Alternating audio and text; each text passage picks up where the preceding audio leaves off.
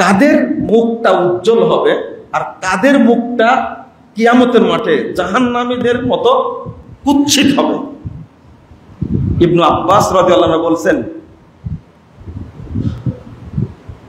তাবিয়াদু উজুহু আহলিস সুন্নাহ ওয়াল জামাআহ ওয়া তাসওয়াদু উজুহু আহলিল বিদআহ ওয়াল ফুরকাহ। কথাটা আমার না, তাফসীর ইবনে কাসির খুলেন, বলছেন ইবনু আব্বাস রাদিয়াল্লাহু আনহু কাল কিয়ামতের মাঠে তাদের মুখটা উজ্জ্বল হবে যারা সাহাবী তাবেঈদের আকীদায় বিশ্বাসী, যারা আহলে সুন্নাহ ওয়াল জামাআহ আহলুল হাদিস, তাদের মুখটা কিয়ামতের মাঠে উজ্জ্বল হবে। বলুন আলহামদুলিল্লাহ। ওয়া তাসওয়াদু বুজুহু আহলিল বিদআহ ওয়াল ফুরকা। আর যারা বেদাতি আর যারা মুসলিম উম্মাহ থেকে জামাত থেকে বিভক্ত, যারা বিচ্ছিন্ন, যারা বিভক্তি সৃষ্টি করেছে, তাদের মুখটা হবে কালো কুৎসিত জাহান্নামীদের চেহারার মতো। নাউযুবিল্লাহ, আস্তাগফিরুল্লাহ। তাহলে আহলুল বিদআহ ওয়াল ফুরকা,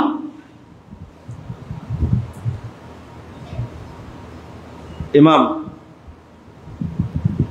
বিশিষ্ট তাবেঈ হাসান আল বসরি রাদিয়াল্লাহু আনহু তিনি বলেছেন, ওহুমুল মুনাফিকুন, যাদের চেহারাটা কুৎসিত কালো হবে কিয়ামতের মাঠে, এরা মুসলিম জামাতের সাথে মুনাফিকি করেছে, আর এটাকেই আল্লাহ কুফরি বলছেন। ওয়াযালিকা আম্মুন বিকুফরিন, আর এটা সকল প্রকারের কুফরিকে একত্রিত করে, বুঝায়। এটা হাসান বসরি রাদিয়াল্লাহু আনহু তিনি বলছেন। এটা এই আয়াতের অর্থ করতে গিয়ে ইমাম কুরতুবী রাহিমাহুল্লাহ বলেছেন, ইন্নাল্লাহা আমারা বিল উলফা ওয়া ইয়ানহা আনিল ফুরকা। আল্লাহ রাব্বুল আলামিন নিষেধ করছেন, এখানে নির্দেশ দিচ্ছেন উলফা, তোমরা পরস্পরের মধ্যে ভ্রাতৃত্ব অবলম্বন করো আর বিভক্ত হও না। নিষেধ করছেন তোমরা বিচ্ছিন্ন হয় না। লিআন্নাল ফুরকা আযাবুন ওয়াল জামাআতু নাজাতুন, কারণ বিভক্ত হওয়াটা হলো কি আযাব, শাস্তি, আর ঐক্যবদ্ধ থাকাটা কি মুক্তি।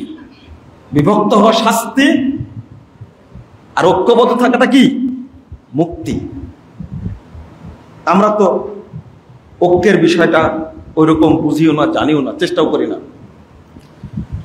1715 নম্বর হাদিস সহিহ মুসলিমে এসেছে, রাসূলুল্লাহ সাল্লাল্লাহু আলাইহি ওয়াসাল্লাম বলছেন, ফাইয়াদাল্লাহু লাকুম সালাসা, আল্লাহ রাব্বুল আলামিন তোমাদের প্রতি তিনটা বিষয়ে সন্তুষ্ট হন, রাজি খুশি থাকেন।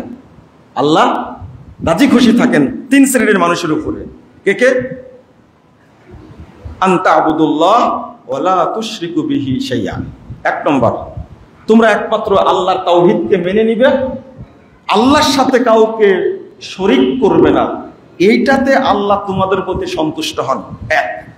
দুই নম্বর, ওয়ান তা'তাসিমু বিল্লাহ, আর তোমরা সবাই মিলে দিন পালন করবে। দুই নম্বর, ওয়ালা তাতাফাররাকু ফি, তিন নম্বরটা হলো বিভক্ত হবে না। এই তিনটা বিষয় যার মধ্যে এই গুণ থাকবে, আল্লাহ তার উপরে সব সময় রাজি খুশি থাকেন। সহিহ মুসলিমের হাদিস। আল্লাহর সন্তুষ্টি যদি পেতে চাই তাহলে কি থাকতে হবে? আল্লাহর ইবাদত করতে হবে। দুই নম্বরটা কি? সবাই মিলে কি থাকতে হবে? এক থাকতে হবে। তিন নম্বরটা কি? বিভক্ত যারা হবে না, আল্লাহ তাদেরকে কি করেন? ভালোবাসেন। ভালোবাসা বলতে কি? 118 নম্বর আয়াত, 19 নম্বর আয়াত সূরা হুদের মধ্যে এসেছে। আল্লাহ বলছেন, ওয়ালাউ শাআল্লাহ লাজাআলান নাসা উম্মাতাও ওয়াহিদা। আয়াতটা খুব ভালো করে শুনেন। আল্লাহ বলছেন, আল্লাহ চাইলে তোমাদের সবাইকে এক রাখতেন, এক উম্মতভুক্ত থাকতেন। ওয়ালাউ শা আল্লাহ, আল্লাহ চাইলে। কিন্তু আল্লাহ বলছেন ওয়ালা ইয়াজালুনা মুখতালিফিন, কিন্তু মানুষ এত দুষ্টু, তারা নিজেরাই বিভক্ত হয়ে গেল। নিজেরাই কি হয়ে গেল? নিজেরাই কি হয়ে গেল? বিভক্ত হয়ে গেল। এরপরে বলেছেন ইল্লা মার রহিমা রব্বুক, তবে যার উপরে আল্লাহ রহম করবেন তিনি বিভক্ত হবেন না। ওয়াদালিক খালাকালাহুম, আর আল্লাহ বলছেন এই জন্যই রহমত দিয়ে তাদেরকে আল্লাহ তৈরি করেছেন। তাহলে বোঝা গেল যারা বিচ্ছিন্ন হবে, খুব কথাটা ভালো করে শুনেন, যারা বিচ্ছিন্ন হবে তাদের উপরে আল্লাহর রহমত নাই, 1 নম্বর। 2 নম্বর, তারা কুফরি করল। 3 নম্বর, তাদের প্রতি আল্লাহ সন্তুষ্ট নন। 4 নম্বর, কিয়ামতের মাঠে এদের চেহারা কেমন থাকবে? জাহান্নামীদের মতো কি কালো কুৎসিত থাকবে। রাসূলুল্লাহ সাল্লাল্লাহু আলাইহি ওয়াসাল্লাম আরো বলছেন, এরপর আল্লাহ বলছেন ওয়া তাম্মাত কালিমাতু রাব্বিক, মুহাম্মদ শোনো, তোমার রবের কথা কিন্তু চূড়ান্ত হয়ে গেছে। লা আমলা আন্না জাহান্নাম মিনাল জিন্নাতি ওয়ান নাস আজমাইন। আচ্ছা, এই ঐক্যের কথা বলার পরে আল্লাহর এই হুমকি দেওয়ার কারণ কি? আল্লাহর কথা চূড়ান্ত, আমি কিন্তু মানুষ এবং জিনদের দ্বারাই জাহান্নামকে পূর্ণ করব। লা আমলা আন্না, অবশ্যই অবশ্যই আমি পূর্ণ করবই জাহান্নাম। আচ্ছা, ইখতিলাফের পরে বিভক্তি সম্পর্কে বলতে গিয়ে আল্লাহ এই কথা বললেন কেন?